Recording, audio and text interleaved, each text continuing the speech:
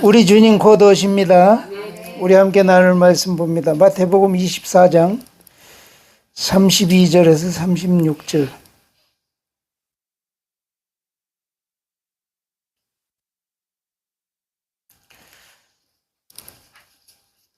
(32절에서 36절)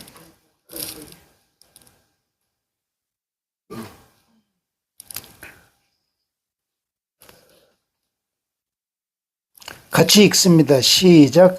무화과 나무의 비유를 배우라. 그 가지가 연하여지고 잎사귀를 내면 여름이 가까운 줄을 아나니 이와 같이 너희도 이 모든 일을 보거든 인자가 가까이 곧 문 앞에 이른 줄 알라.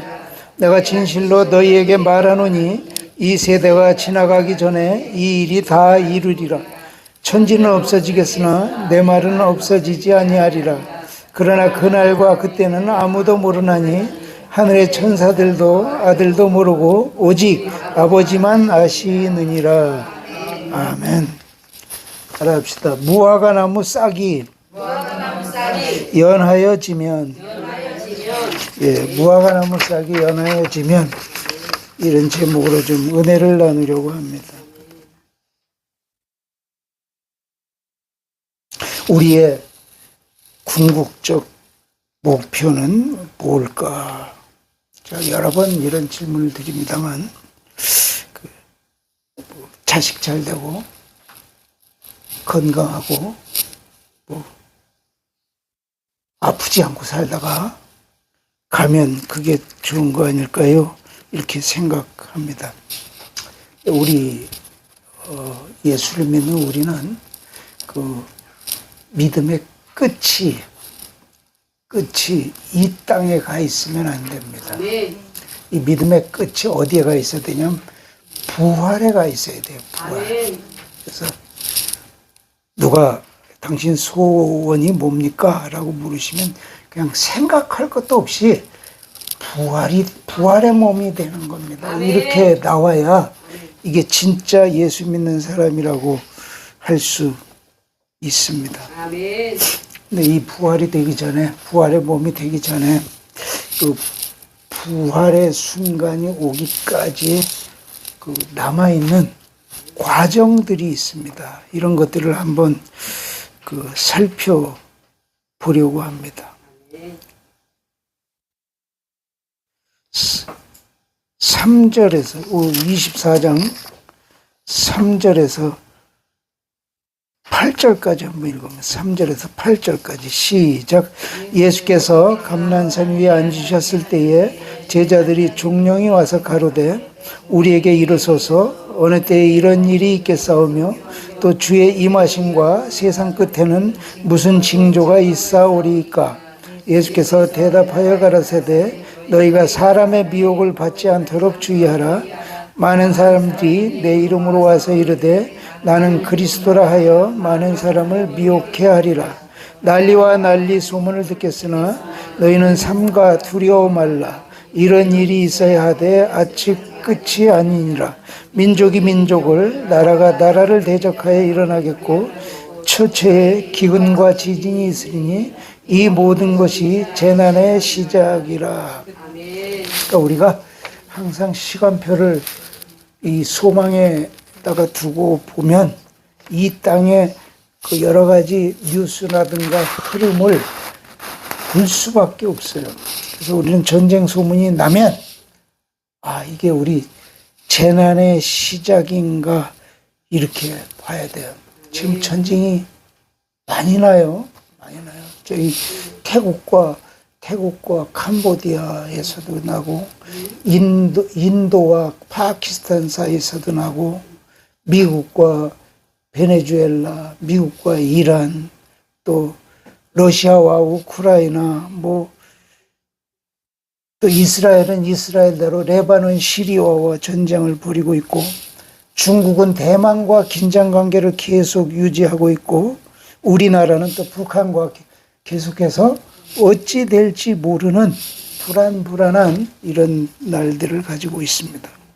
처처에 난리와 난리 소문이 있으면 그게 아직 끝은 아니지만 끝을 준비하는 시작점이 될 것이다. 예수님이 그렇게 말씀하고 있습니다.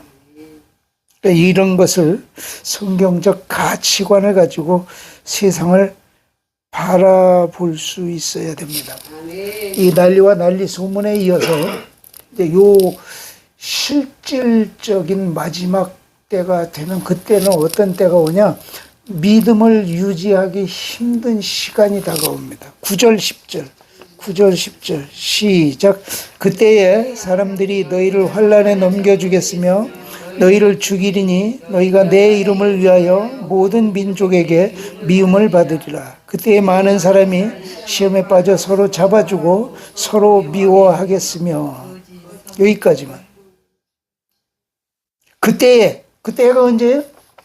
난리와 난리 소문이 나고 처처에 기근과 지진이 일어나고 세상이 온통 뒤숭숭할 때, 이때 예수 믿는다는 이유로 잡아들이고 죽이고 이렇게 불이익을 당하는 이런 일들이 벌어질 것이라고 말씀하고 있습니다. 이럴 때 마음을 다잡고 예수 믿기를 포기하지 말고 끝까지 버티는 인내가 우리에게 필요합니다. 이 날이 우리 살아있을 때 올 수도 있습니다. 그래서 조심해야 되고 근신해야 되고 이렇습니다. 12절 읽어봅니다. 12절 시작. 불법이 11절 12절 시작. 거짓 선지자가 많이 일어나 많은 사람을 미혹하게 하겠으며 불법이 성함으로 많은 사람의 사랑이 식어지리라. 거짓 그리스도가 난리를 치고, 우리나라에만 해도 이 현대 종교문제연구소에서 발표를 했어요. 자칭 그리스도라고 하는 사람이 우리나라에 50명이 나왔대요. 50명. 문상명부터 시작해서 하여간 꽤 많은 사람.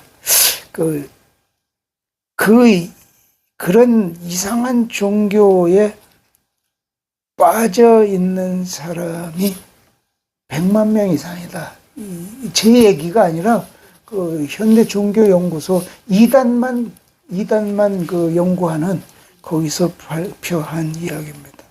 이 전부 거짓에 속아서 엉뚱한데 정신 팔리고 살기 때문에 그렇습니다. 불법이 얼마나 성행하고 있는지 정말로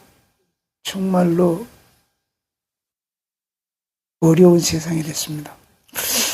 2024년 7월 20일 TV 조선에 나왔어요.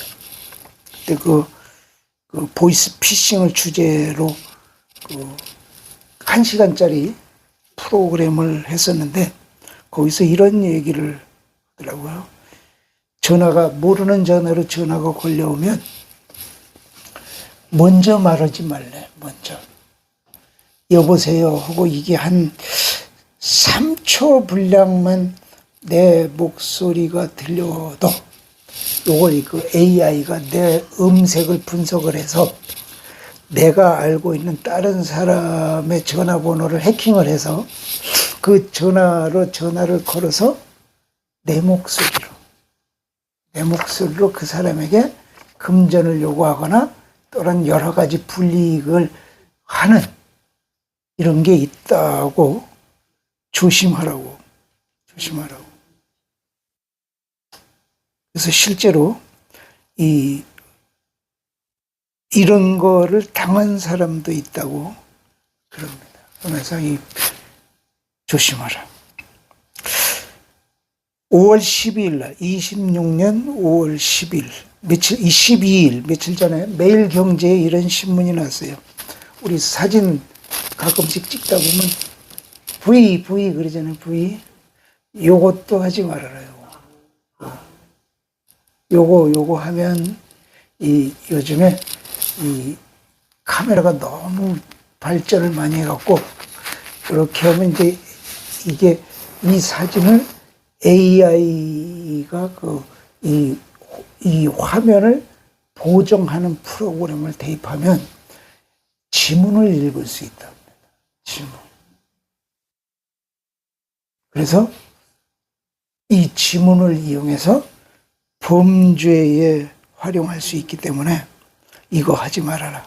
12일 날 홍콩 매체 사우스 차이나 모닝 포스트지에 따르면 중국의 한 리얼리티 프로그램에 출연한 금융 전문가 리창이라는 사람이 유명인의 셀카 사진, 요렇게 찍은 사진을 그걸 캡처해서 지문을 텔레비에서 복원하는 데 성공했습니다.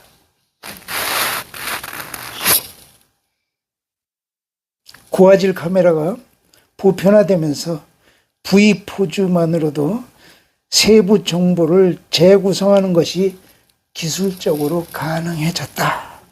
이거 함부로 하지 마시는 거예요. 이렇게 보세요. 이렇게요. 이렇게. 슈퍼맨이 돌아왔다. 아이들을 가지고 하는 프로그램 거기에 보면 요만한 몇 살, 3살, 4살, 5살 요런 애들을 가지고 누가 낯선 사람이 와서 문 열어달라고 하면 열지 마라. 이걸 가리키더라고요. 이게 도대체 세상이 얼마나 이게 불법이 성행하는 세상이 됐으면 아이들의 동심까지도 깨트려버리는 이런 세상이 됐는가 싶은 생각이 들어갑니다. 그러니까 이런 불법들 때문에 보편적 진리, 인간의 이런 것들의 종말을 보는 것 같아서 마음이 씁쓸합니다. 14절 읽어봅니다. 14절 시작. 이 천국 복음이 모든 민족에게 증거되기 위하여 온 세상에 전파되리니 그제야 끝이 오리라. 모든 민족에게 증거되기 위하여 온 세상에 전파되리니 그제야 끝이. 땅 끝까지 복음이 전파되면 끝이다. 끝. 지금 미전도 종족이 얼마 안 남았대요. 얼마 안 남았어. 그 거의 끝에 온 거예요. 끝에. 그 어떻게 돼요? 우리는 끝이 왔다는 실감을 해야 돼요. 실감. 진짜 끝은 어딜까? 땅 끝은 어딜까? 남극에 가야 끝일까? 북극에 가야 끝일까? 어디가 끝일까요? 복음의 시각으로 보면 이스라엘이 땅 끝입니다. 왜? 이스라엘서부터 복음이 시작을 해서 이 복음이 서쪽으로 해서 이 복음이 유럽으로 갔다가 아메리카 대륙을 갔다가 아시아로 넘어왔어요. 이제 여기서 더 가면 어디로 가요? 이스라엘로 다시 갑니다. 그러니까 시작했던 그 지점, 지구가 둥그라니까 이스라엘에서 시작했던 복음이 유럽으로 왔다가 아메리카 대륙으로 왔다가 아시아로 왔다가 다시 이스라엘로 복음이 들어가면 그땐 진짜 끝입니다. 1996년 2월 7일부터 5일 동안 예수 탄생 2000년 세계 개신교 연합 기념 집회가 예루살렘에서 열렸습니다. 근데 이게 30개국의 5,000명의 대표가 참석을 했고 성찬식을 가졌습니다. 그리고 1.5km 거리를 찬양 대행진을 가졌습니다. 이게 그런데 그 사람들이 자체적으로 한 게 아니라 이스라엘 정부의 지원을 받아서 만들어졌습니다. 땅끝 이스라엘의 복음화가 다가서고 있습니다. 2004년 8월 한국의 전도대원 2,300명이 예루살렘에서 4.5km 전도 대행진을 가졌습니다. 슬로건은 Back to 투 예루살렘, 예루살렘으로 돌아갑시다. 땅끝 이스라엘의 복음화가 다가오고 있습니다. 그래서 우리가 이 이스라엘을 잘 살펴야 돼. 오늘 본문이 그런 말씀, 방금 읽었던 본문이 그런 말씀입니다. 그런 말씀. 32절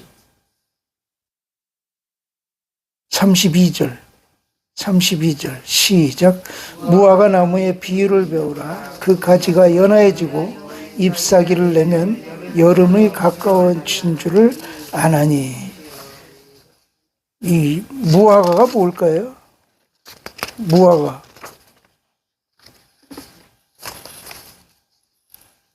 무화과는 이스라엘을 상징합니다.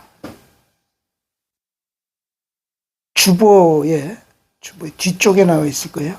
호세아서 10장 9절. 호세아서 10장 9절. 찾았어요? 주보에 있어요. 호세아서 10장 9절. 없어요?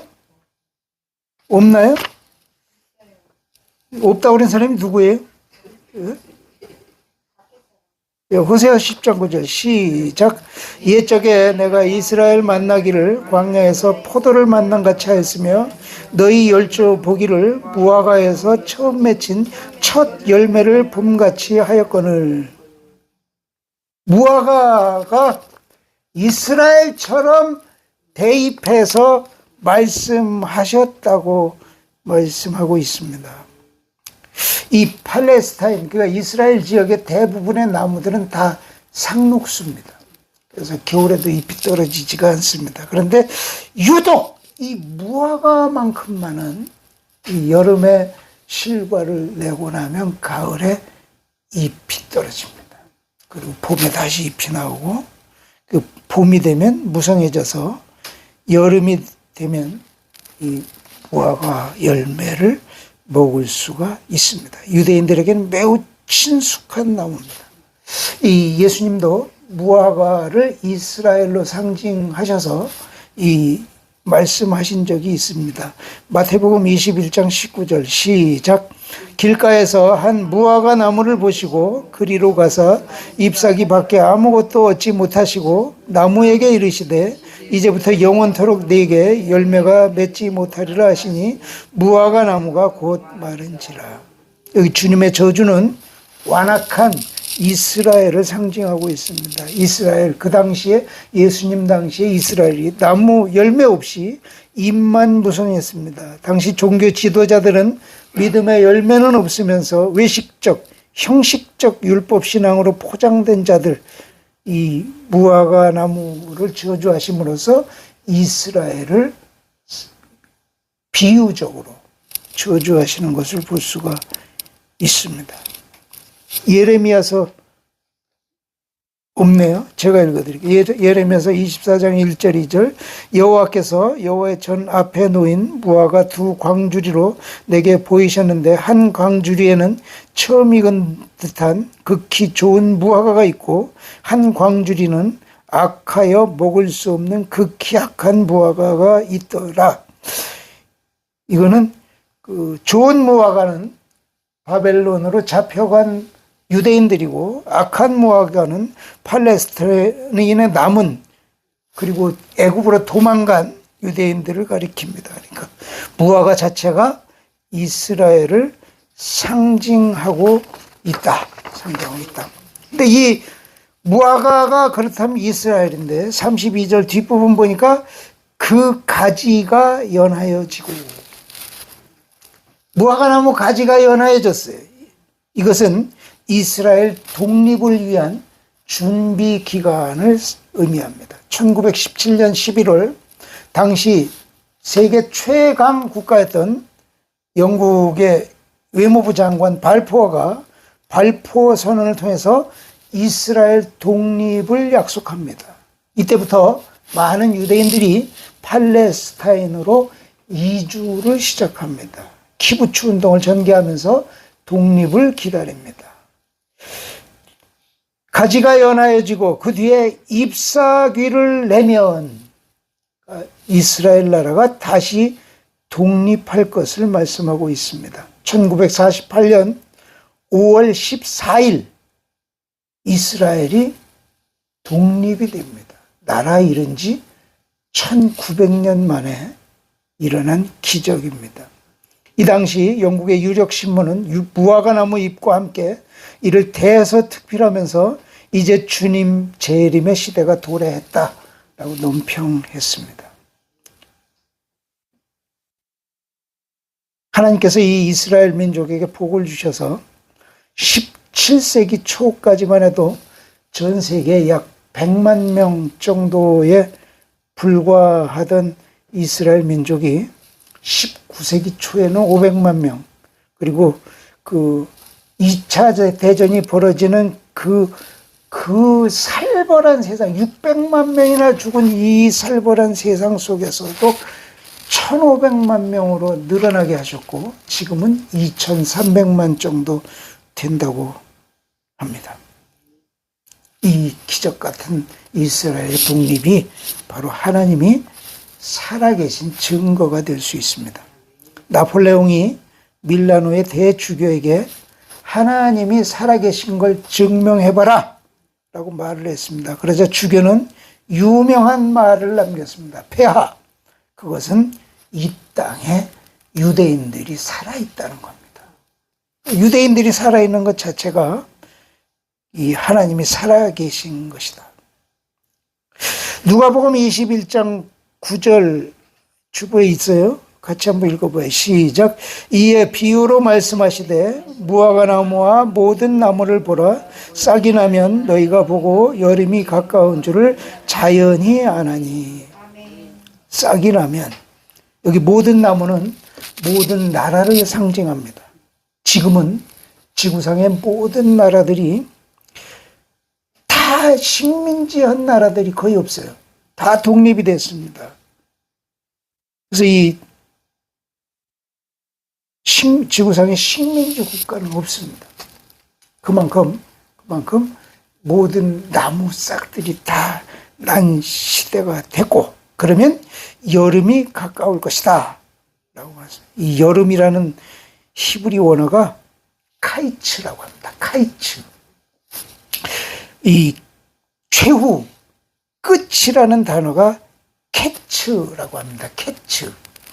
그런데 카이츠와 캐츠가 똑같은 단어예요. 어원이 같은 단어예요. 어원.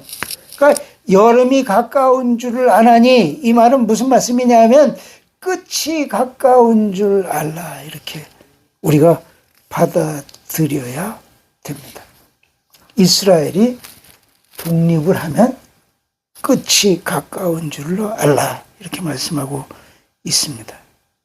에스겔 37장에 보면 마른 뼈 이야기가 나옵니다. 마른 뼈. 에스겔 선장, 인자야 여기 보냐? 이 뼈들을 봅니다. 이것들이 살겠느냐? 주님이 아십니다. 그랬더니 주님이 뼈들아 각게 맞춰져라. 뼈들 초크덕 인자야 이게 살겠냐? 그랬더니 주님이 아십니다. 그랬더니 살이 붙을지어다. 살이 초크덕 붙어. 이게 살았다고 뭐냐? 주님이 아십니다. 생기가 들어가 있지라. 생기가 들어가서 하나님의 군대가 된지라.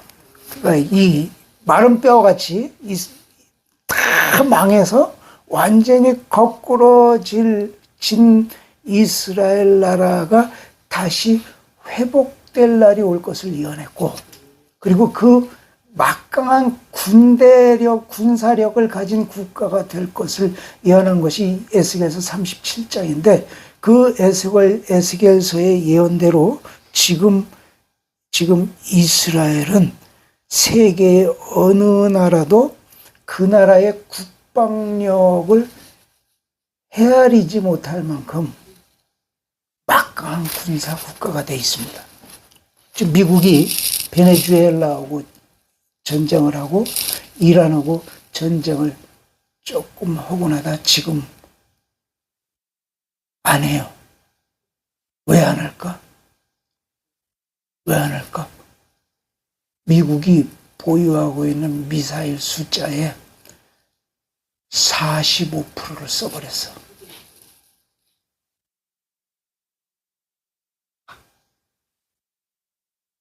근데 여기서 조금 더 쓰면 만약에 중국이 딴지를 걸고 들어오면 진짜 대처할 수가 없어요. 지금까지 사용한 미사일을 만들어서 재고에 집어넣는 데만 3년 걸린답니다. 근데 이스라엘은 까딱도 없어. 지금 이스라엘은 이란하고만 싸우는 게 아니에요.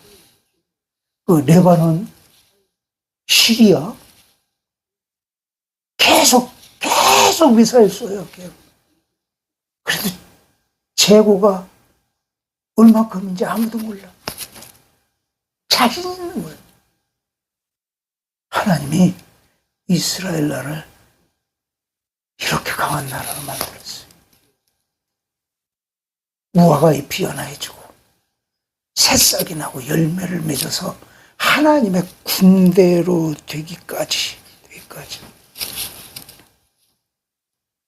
그럼 우리는 어떻게 해야 될까? 이스라엘의 움직임을 봐야 돼. 이스라엘이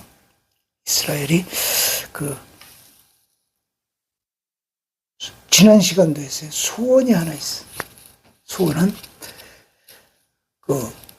예루살렘 성전을 다시 짓는 거예요. 지금 예루살렘 성전을 성지 순례를 가면 예루살렘 성전 들어가는 입구에 무장을 한 군사가 망을 보고 있습니다. 그래서 이스라엘 사람은 절대 못 들어갑니다. 이스라엘 나라 땅이야. 근데 워낙 첨예하게 아랍과 이게 첨예하게 얽혀 있다 보니까 얘네들 쫓아내는 건 일도 아닌데 쫓아내는 순간 3차 대전이 일어날 것 같아서 그걸 못해. 지금 이러고 있어요. 하고 이스라엘 사람들이 갈 수 있는 유일한 곳은 어디냐면 이 서쪽에 통곡의 벽이라고 하는 벽이 이렇게 하나 남아있어 무너지죠. 거기 가서 기도하는 것밖에 없어요. 그럼 거기 가면 통곡의 벽을 가면 24시간 동영상 촬영이 되고 있습니다. 지금도 우리 인터넷 통해서 들어가면 볼 수 있어요. 24시간 볼 수 있어요. 거기 가면 이스라엘 백성들이 거기 오면 벌써 거기 올 때부터 울기 시작을 합니다. 통곡의 벽을 붙잡으면서 울면서 기도해요. 이 전이 우리 하나님을 모신 전이 될 수 있게 해달라고. 그만큼 이 소원이야, 소원. 근데 이걸 못해. 여러 가지 복합적인 관계들이 얽혀 있다 보니. 근데 이거를 누군가가 도와줄 날이 생길 겁니다. 도와줄 날이 생기면 그때부터 이 세상이 진짜로 마지막으로 다가서는 날이 다가올 수 있습니다. 15절 봅니다. 15절 시작. 그러므로 너희가 선지자 다니엘의 말한 바 멸망에 가증한 것이 거룩한 곳에 선 것을 보거든 읽는 자는 깨달을진저. 이 멸망에 가증한 것, 요거 다니엘서의 느부갓네살 신상의 예언을 통해서 나왔던 말씀입니다. 멸망에 가증한 것이 거룩한 곳에 선 것을 보거든.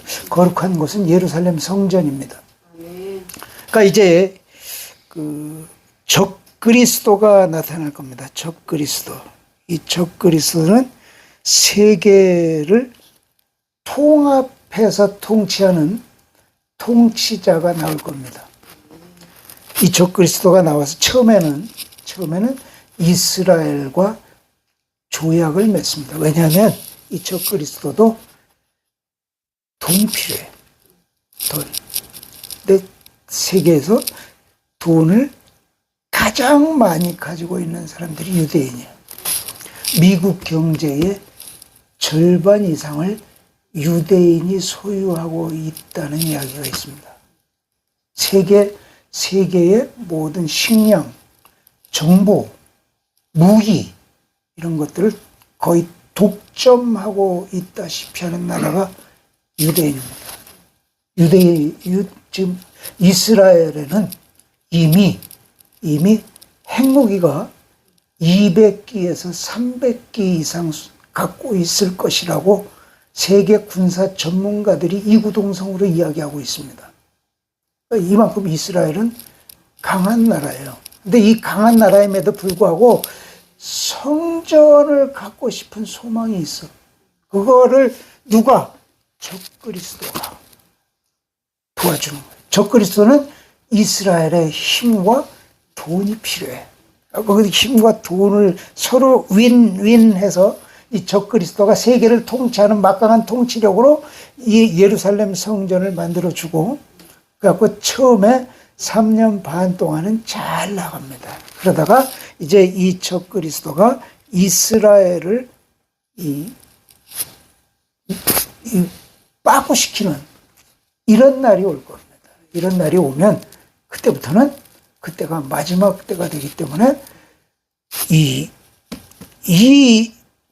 그리고 나서 그 이스라엘을 쫓아낸 다음에 예루살렘 성전 자리에 적그리스도의 동상이 들어갈 겁니다. 근데 그 적그리스도의 동상이 들어가기 전에 이 계시록을 쭉 살펴보면 이 적그리스도가 죽었다가 살아날 것이라고 말씀하고 있습니다. 12장부터 쭉 18장까지 사이에 보면 그런 이야기들이 있는데, 적그리스도가 죽었다고 이야기했다가 완전히 죽었다가 다시 살아나면서 그때 세계 모든 저거를 결집을 하면서 세계 대통령으로서 하면서 이제 이스라엘 그때쯤 되면서 이제 이스라엘을 물리치면서 그 예루살렘 성전 자리에 적그리스도 자신의 동상이 세워질 겁니다.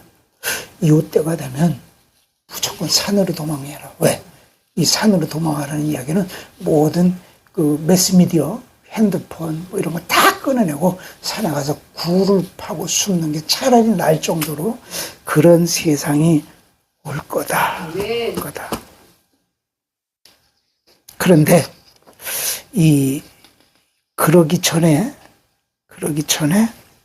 우리가 정신 차려야 될 것이 뭐냐? 이 주님의 재림이 올 것을 우리는 알고 있어야 돼. 그 환난 날이 오기 전에 예수님이 이 땅에 오실 거예요. 오시는데 어떻게 오시냐? 두 번 오십니다. 한 번은 공중재림으로 오십니다. 공중재림 하시면 나팔 소리와 함께 데살로니가 전서 4장 16절 17절 찾았어요? 시작. 주께서 호령과 천사장의 소리와 하나님의 나팔로 친히 하늘로 쫓아 강림하시리니 그리스도 안에서 죽은 자들이 먼저 일어나고 그 후에 우리 살아남은 자도 저희와 함께 구름 속으로 끌어올려 공중에서 주를 영접하게 하시리니 그리하여 우리가 항상 주와 함께 있으리라. 고린도전서 15장 51절에서 54절 시작. 보라, 내가 너희에게 비밀을 말하노니 우리가 다 잠잘 것이 아니요 마지막 나팔에 순식간에 호련히 다 변화하리니 나팔 소리가 나며 죽은 자들이 썩지 아니할 것으로 다시 살고 우리도 변화하리라. 이 썩을 것이 불갑을 썩지 아니할 것을 입겠고 이 죽을 것이 죽지 아니함을 입으리로다. 이 썩을 것이 썩지 아니함을 입고 이 죽을 것이 죽지 아니함을 입을 때에는 사망이 이김에 삼킨 바 되리라고 기록된 말씀이 응하리라. 나팔 소리와 함께 주님의 공중재림이 오십니다. 공중재림. 그럼 우리가 주님이 공중에 재림하는 순간에 재림하시는 순간에 우리 몸이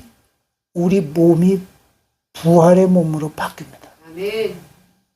우리 몸과 부활의 몸이 다른 점은 부활의 몸은 시간과 공간의 제약을 받지 않습니다. 아멘.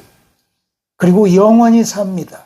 아멘. 아프지도 않습니다. 아멘. 늙지도 않습니다. 아멘. 이런 때가 올 겁니다. 이런 때가. 그런데 그 전에 먼저 죽은 자들이 무덤에서 일어나 들림을 받고, 아멘. 그리고 나서 연이어서 살아남은 자들이 몸이 변화되면서 주님 앞에 공중으로 들려갑니다. 아멘. 공중으로 들려가서 공중에서 7년 동안 혼인잔치를 합니다. 아멘. 아멘. 이 혼인잔치를 할 때 신랑은 예수님, 신부는 우리 모두 다, 아멘. 그때 남자 여자 구분이 없어요. 모두가 다 주님의 신부가 됩니다. 아멘. 그렇게 됩니다. 근데 들림받지 못한 사람도 있어요. 들림받지 못한 사람들은 어떻게 될까? 이 7년 동안 환란이 시작됩니다. 그 환란이 계시록 내용 그대로예요. 들림받은 사람들은 7년 동안 천국에서 혼인잔치를 하고, 이 땅에 남은 사람들은 환란을 당하는데, 그럼 이 땅에 남은 사람들은 구원은 없냐? 끝까지 견디는 자는 구원을 얻으라. 그러니까 이 예수 믿는다고 핍박할 거예요. 경제활동을 막을 거예요. 먹고 살 거리도 없어질 거예요. 그래서 산으로 도망하라고 하는 거거든요. 행여라도 우린 다 들림받을 줄 믿지만, 아멘. 혹시라도 여기는 없지만 저쪽에 박 집사, 여기 박씨 없죠? 박 집사가 못 갔다!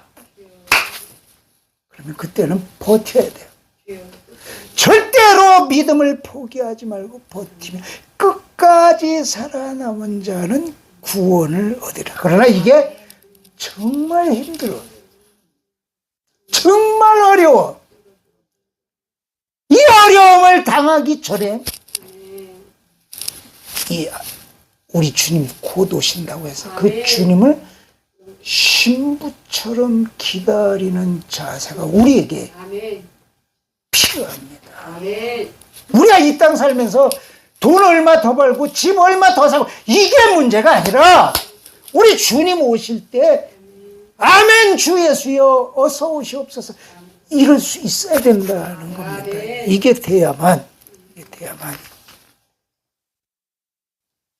이 적그리스도는 바코드로 우리를 지배할 겁니다. 이 바코드 속에 요즘에 보면 이렇게 그 모든 어떤 물건이든지 다 이렇게 작대기 이렇게 쭉쭉 그려져 있는 거 다 있잖아요. 어디든지 다 있어. 그걸 찍으면 이 제품이 어디서 만들어졌는지, 재질이 뭔지, 농산품도 마찬가지예요. 농산품도 이게 생산자 이름까지 다 찾을 수 있을 만큼 그런 세상이 되어 있습니다. 이번에 그 코로나19 때 상당 부분 이런 부분이 제도화가 많이 됐습니다. 갖고 이 코로나19 때 핸드폰 가지고 그 사람이 어디로 움직이는지 이거 다 파악됐어요. 그래서 이 적그리스도가 어디 있는지는 모르지만 이 세상을 어둠 속에서 통치하고자 하는 어떤 무리들이 있다면 지금 이 코로나를 굉장한 샘플로 여길 겁니다. 진짜로 무서운 세상이 옵니다. 그때가 오기 전에 우리는 휴거되는 것이 가장 좋지만 그게 아니더라도 우리는 꼭 버텨내서 하나님 앞에 새롭게 설 수 있는 이런 날이 되기를 주의 이름으로 축복합니다. 아멘. 그리고 나서 이제 7년 환란이 끝나잖아요. 7년 혼인잔치와 7년 환란이 끝나면 이 땅이 천년 왕국 시대가 도래합니다. 제가 만들어낸 이야기가 아니라 계시록에 있는 이야기를 하는 게, 제가 시간이 다 돼서 빨리빨리 하느라고 성경 구절을 못 보는 걸 이해하기 바랍니다. 그 천년 왕국 시대 동안에 이렇게 전체가 다 다시 받아서 여기서 다시 한번 걸러 볼 거예요. 걸러지는 일이 있어야 되는데, 왜냐하면 자, 우리나라 같은 경우 보세요. 우리나라 이 복음 들어온 지가 몇 년 됐어요? 130년 됐어요. 그럼 103년 전부터, 저 고조선부터 시작해서 그 전에 사람들은 어떻게 해야 돼요? 이 사람들은 양심으로 판단합니다. 양심적으로 산 사람은 이 하나님이 구원을 주실 것이고, 이렇게 해서 그러니까 그 안에 다시 한번 판단을 해야 돼요. 천년 왕국 시대 동안 다 함께 살면서 판단을 했다가 마지막 때에 저 큰 전쟁이 한번 날 겁니다. 이게 뭐냐면 아마겟돈 전쟁. 바벨론을 위시하여 모든 무리들이 하나님을 대적해서 진짜로 큰 전쟁이 일어나게 되는데, 이때 동원되는 군대가 2억의 군대가 동원될 것이라고 성경은 기록하고 있습니다. 그때 이제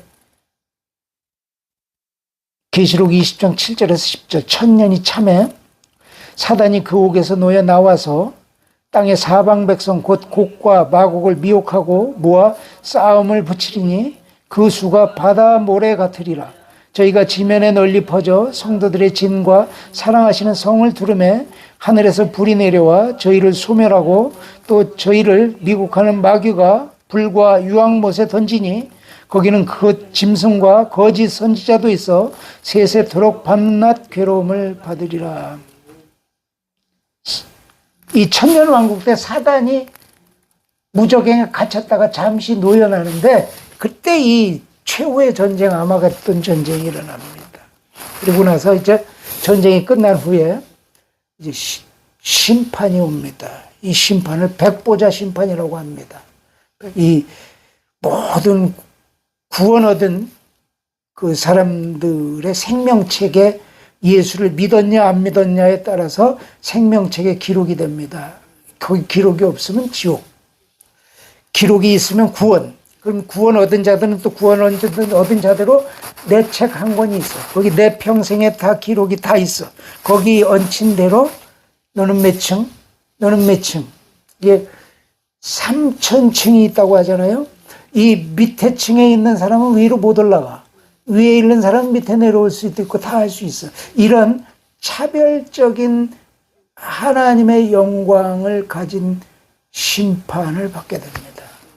그 다음에 이 땅과 이 모든 땅이 사라집니다. 사라진다고 분명하게 계시록에 말씀했습니다. 그리고 나서 새 하늘, 새 땅, 새 예루살렘 성이 하늘에서 내려온다.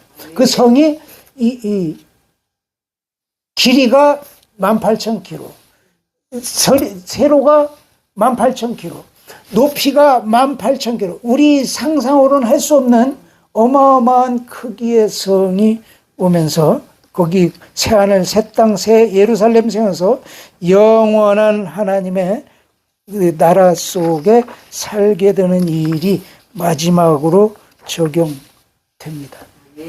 너무 빨리 하려고 그러니까 저도 정신이 없는데요. 오늘 저녁에, 오늘 오후에 이걸 설교문 올려드릴 테니까 그걸 보시면서 판단하시기 바랍니다. 예수님은 곧 오십니다. 곧 오신다고 말씀하신, 내가 속히 오리라. 속히. 저기 써놨잖아요. 저기 내가 진실로 속히 오리라 하시거라. 아멘. 주 예수여 오시옵소서. 예수님이 마지막에 하신 말씀입니다. 마지막 오십니다. 근데 이게 너무 오랫동안 기다리다 보니까 진짜 오실까? 안 오시지 않을까? 이런 생각을 할 수 있습니다. 그러나 주님은 곧 오신다고 약속했기 때문에 저는 오신다고 믿습니다. 그래서 우리는 이 앞으로 주어질 시간표에서 이 고통이 올 수 있습니다. 고난이 올 수 있습니다. 정말로 목숨을 잃을 수도 있습니다. 이런 날이 오기 전에 휴거되는 것이 가장 좋지만, 행여라도 그런 날이 나에게 다가왔을 때 믿음을 포기하지 않기를 축복합니다. 아멘. 그 고지가 바로 적인다라고 하는 이은상 노산 이은상 씨의 시조가 있습니다. 제가 한번 읽어드릴게요. 고난의 운명을 지고 역사의 능선을 타고 이 밤도 허우적거리며 가야만 하는 결례가 있다. 고지가 바로 적인데 이에서 말 수는 없다. 넘어지고 깨어지고라도 한 조각 심장만 남거들랑 부둥켜 안고 가야만 하는 결례가 있다. 새는 날 피 속에 웃는 모습 다시 한번 보고 싶다. 새는 날 피 속에서 웃는 모습. 새는 날 피 속에서 웃는 모습. 우리는 신앙에 자유가 있다고 하지만 이 자유가 언제까지 주어지지 않습니다. 분명하게 가까운 시일 안에 우리가 예수 믿기 어려운 시대가 반드시 올 겁니다. 이 때를 대비해서 우리가 깨어서 기도해야 되고 기도 훈련을 해야 되고 말씀 훈련을 해야 됩니다. 그래야만 지금 여기서 넋놓고 있다가 그날이 갑자기 오면 감당하는 방법이 없어요. 저는 저와 여러분들이 모두가 다 구원을 받고 예수님의 신부가 되어서 천국 잔치를 누릴 수 있기를 축복합니다. 그러기 위해서 우리 믿음을 다시 한번 일으켜 세우고 주님을 향하여 다가서는 저와 여러분이 되시기를 주의 이름으로 축복합니다. 말씀 생각하시면서 통성으로 기도합니다. 주님 은혜를 감사합니다.